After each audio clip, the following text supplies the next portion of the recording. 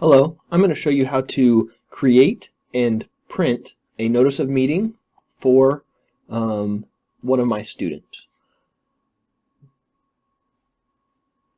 First, you'll access your student by going to Edit and IEP Students.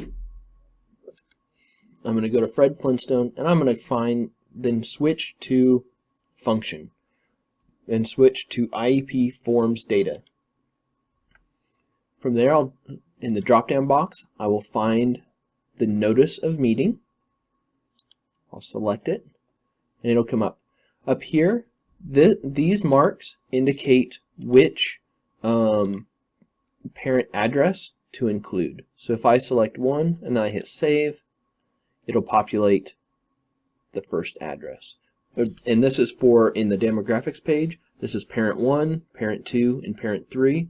The S is student for if you're needing to send it to an adult student. And again, when you click those and then hit save, it will populate the different addresses that need to be there. Okay. I'm going to put just the parent 1 address. I'm going to enter today's date, which today happens to be May 20th, 2019. When completing the notice of meeting, you want to make sure that every box is full. You'll put the date that you contact the parents, and then you will enter the proposed meeting date. So we're going to meet on June 10th, 2019. We're going to meet at 3:30 p.m. and we are going to meet at Victoria High School. So you want to make sure you always have a date, the time, and the place where you're going to meet. And you want to make sure that you have provided 10 days notice in the meeting, for the meeting.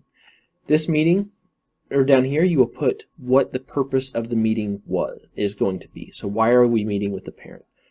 If it's a reevaluation or an initial evaluation, you would select this button. If it is not, then you don't need to select that one. Down here, read each option and determine, is this what we're doing with this student? If it is on an initial evaluation, if you're doing it for an initial or a reeval, if this box is checked, then you would select this one because it indicates if they're eligible, we will write an IEP.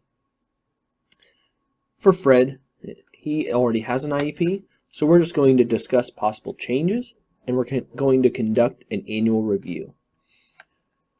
If your student is going to be at least 14, then we're going to be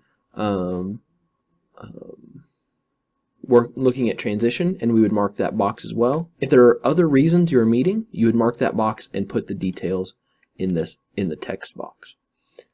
The next section are the people who will be at the meeting. The mandatory members of the IEP team are already listed up here, so you do not need to place them down here again. But if your school psychologist, your speech pathologist, occupational therapist are going to be attending, then you would need to put the position title there in these boxes. And we're going to put school psychologist and school counselor.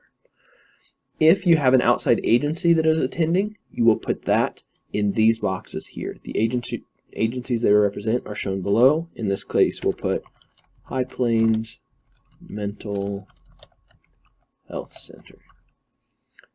After that, you'll put your name, and mine happens to pop up, and your phone number.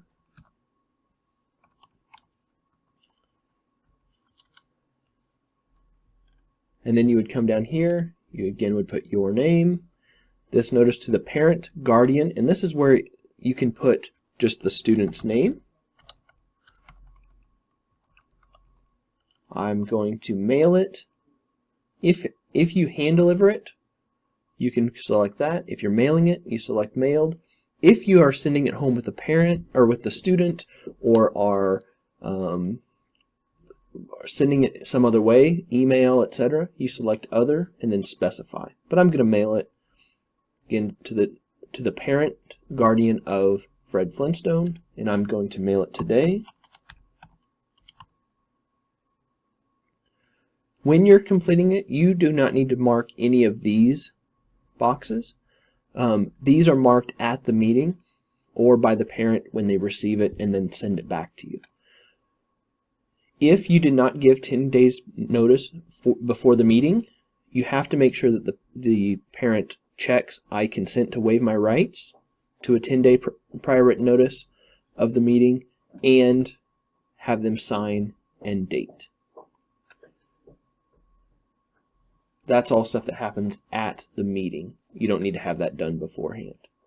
Then you hit save on the form. And that will bring you right back to the top, but now we need to print it so we can mail it. So you'll hit display form. You'll get a little box and hit OK.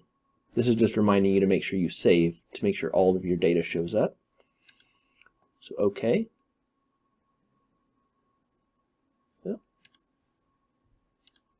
There we go. And it pops up a second box. From here you can look at it, make sure that it's correct.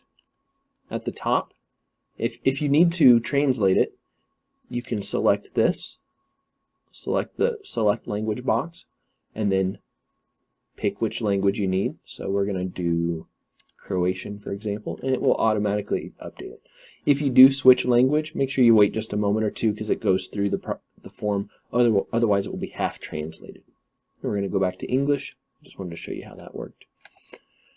Now to print, you hit the print button,